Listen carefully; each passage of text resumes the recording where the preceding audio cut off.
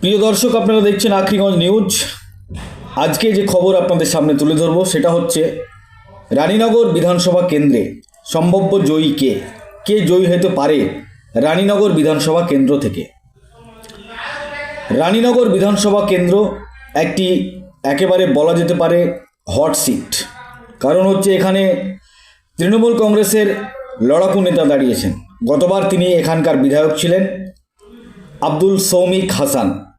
তিনি তৃণমূল কংগ্রেসের প্রার্থী রানীনগর বিধানসভা কেন্দ্রে। তার সঙ্গে টক্কর দিচ্ছেন কংগ্রেসের জুলফিকার আলী এবং তার সঙ্গে সিপিআইএমের জামাল হোসেন। রানীনগর বিধানসভা কেন্দ্রে ত্রিমুখী লড়াই হতে পারে এমনটাই সম্ভাবনা। ছাড়াও এলাকার বিভিন্ন জনগণ জানাচ্ছে এখানে কিন্তু ত্রিমুখী লড়াই হবে এবং জোর টক্কর হবে। তবে সবশেষে জিতবে কে? রানীনগর বিধানসভা এলাকার কিছু বিশেষত্ব আপনাদের সামনে তুলে ধরব আজ। রানীনগর বিধানসভা কেন্দ্র, এই কেন্দ্রে দুটি ব্লক, একটি হচ্ছে রানীনগর 1 ব্লক, একটি হচ্ছে রানীনগর 2 ব্লক। রানীনগর বিধানসভা কেন্দ্রের মধ্যে দুটি থানা পড়ে, একটি হচ্ছে ইসলামপুর থানা আর একটি হচ্ছে রানীনগর থানা। রানীনগর বিধানসভা কেন্দ্রের মধ্যে মোট 12টি গ্রাম পঞ্চায়েত পড়ে, মানে 12টি অঞ্চল পড়ে। অঞ্চলগুলো হচ্ছে হেরামপুর অঞ্চল, হুড়সি অঞ্চল, ইসলামপুর চক অঞ্চল, লোচনপুর অঞ্চল, পাহাড়পুর অঞ্চল, টেকারাইপুর অঞ্চল। তারপর হচ্ছে কালীনগর 1 এবং কালীনগর 2 অঞ্চল, অর্থাৎ কালীনগর নামে দুটো অঞ্চল 1 এবং 2। তারপর হচ্ছে মালিবাড়ি, এই মালিবাড়ি নামেও কিন্তু দুটি অঞ্চল, মালিবাড়ি 1, মালিবাড়ি 2। তারপর হচ্ছে রানীনগর অঞ্চল, রানীনগর নামে একটি অঞ্চল আছে। এর পাশাপাশি ধুলাউড়ি গ্রাম পঞ্চায়েতের ভোট রানীনগর বিধানসভা কেন্দ্রের পড়ে, যদিও ধুলাউড়ি গ্রাম পঞ্চায়েত এর প্রশাসনিক দপ্তর হচ্ছে ডোমকল। মোট 12টি গ্রাম পঞ্চায়েত 12টি অঞ্চল নিয়ে গঠিত রানীনগর বিধানসভা কেন্দ্র।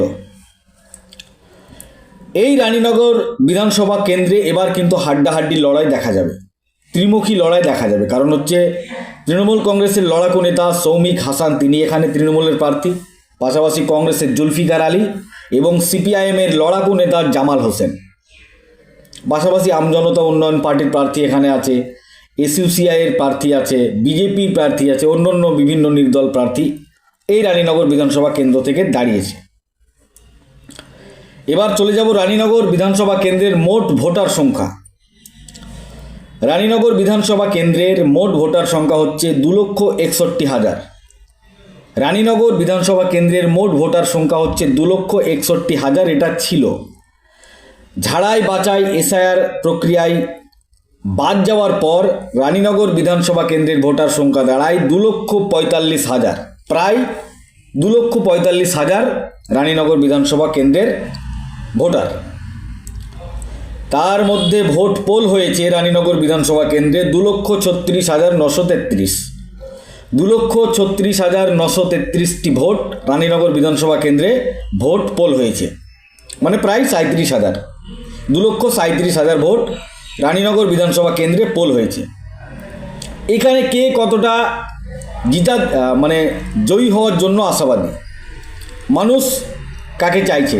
তো আমরা বিভিন্ন অঞ্চল, বিভিন্ন গ্রাম, বিভিন্ন পাড়া, বিভিন্ন মোড়ে যেটা খোঁজ খবর নিয়ে দেখেছি, তাতে এখানে কিন্তু 3 দলের হাড্ডাহাড্ডি টক্কর, তৃণমূল কংগ্রেস, কংগ্রেস এবং বামফ্রন্টের সিপিআইএম।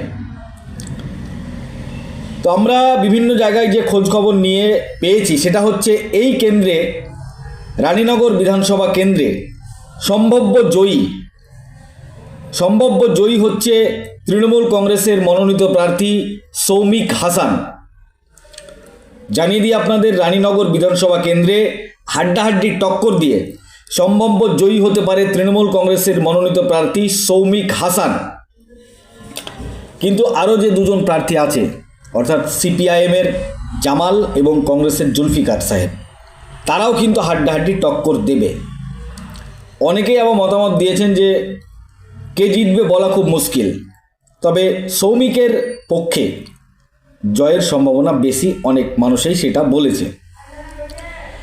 এই বিধানসভা কেন্দ্রে যে 2,37,000 ভোট পোল হয়েছে, তার মধ্যে সৌমিক হাসান সম্ভাব্য পেতে পারেন প্রায়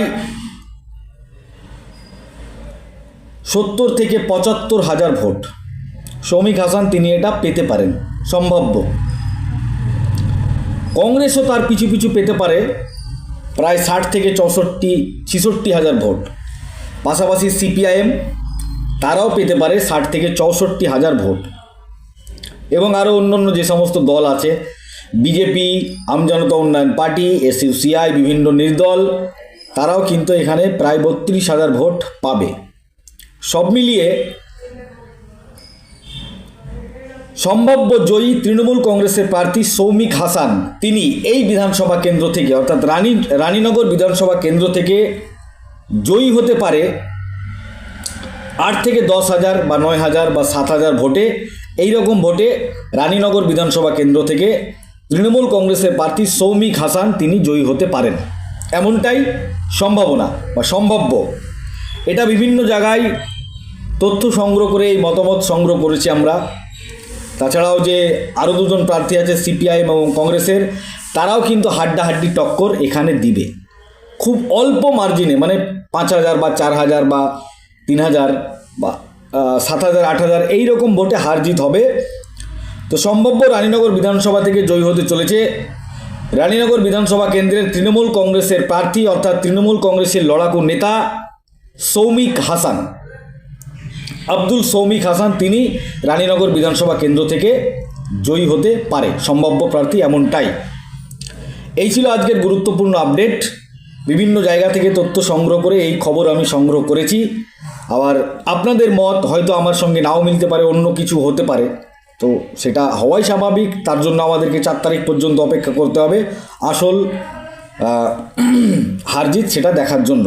এটা ছিল আমাদের সম্ভাব্য একটি পরিক্রমা বলতে পারেন, বা বুথের যে সমীক্ষা হয় সেই সমীক্ষা অনুযায়ী আমি বললাম মোটামুটি একটা সম্ভাব্য জয়ী তৃণমূল কংগ্রেসের সৌমিক হাসান এই রানীনগর বিধানসভা কেন্দ্র থেকে জয়ী হতে পারে।